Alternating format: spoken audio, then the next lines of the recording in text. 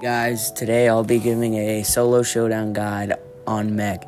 Meg is extremely broken right now, so in this video I'll be giving a guide to get rank 25, 30, or even 35. First thing I have is Meg's best build for solo showdown. The best gadget is Jolting Volts.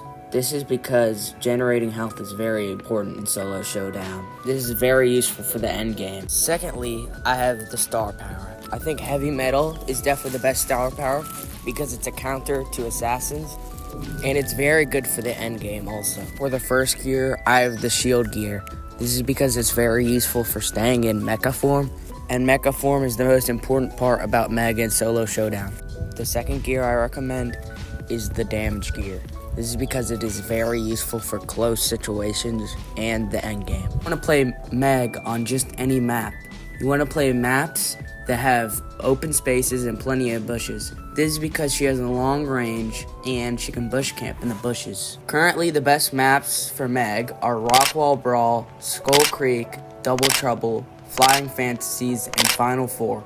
Now let's discuss Meg's counters and who Meg counters. Meg's counters are any brawlers with a stun gadget or super, such as Frank, Kit, or other brawlers. This is because it's very hard to get away once you're stunned, and once you're out of mecha form, Meg is half as useful. Firstly, if you are using the heavy metal gadget, you will counter most assassins. She also counters any brawler with short range.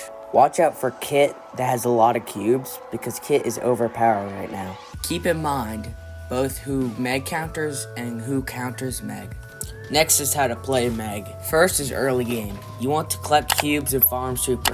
You do not want to lose mecha form, because that will be very useful later, so do not engage in fights unless you know you can win. A strategy you should use is to bush camp on the edge of the map while the circle closes and stay away from other brawlers. Late game is last. If you do not have mecha form, farm it.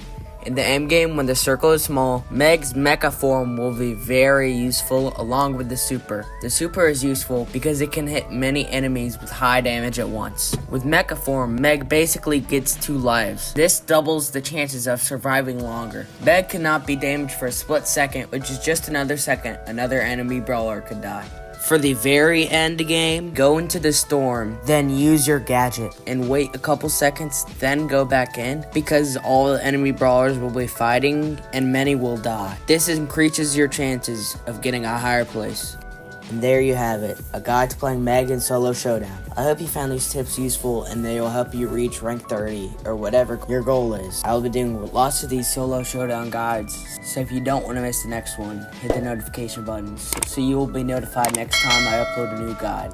And also, comment who I should do next. See you in my next Solo Showdown guide.